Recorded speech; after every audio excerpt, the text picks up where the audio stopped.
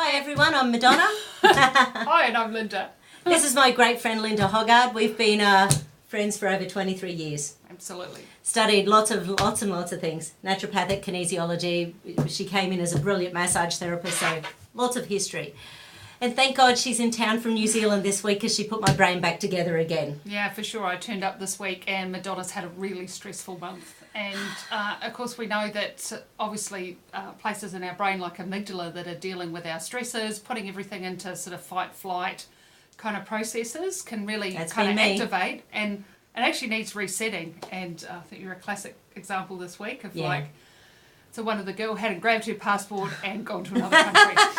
New Zealand, that's where I would have been heading.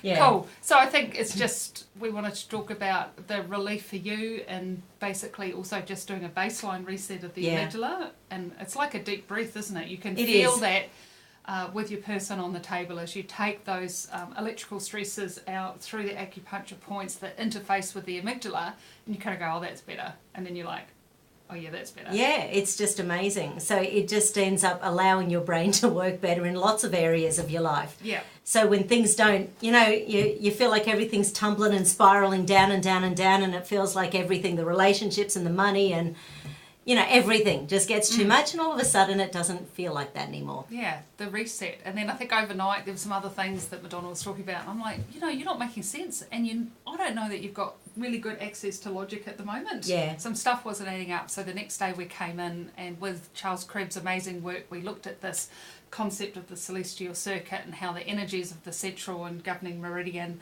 can get out of sync, interfere with the logic gestalt information processes, and they were all not really functioning in the right place. And it screws with your core sense of yourself. Like it just messes with your ability to see where you are in life and to see yourself moving forward. And mine was off to the right, wasn't it?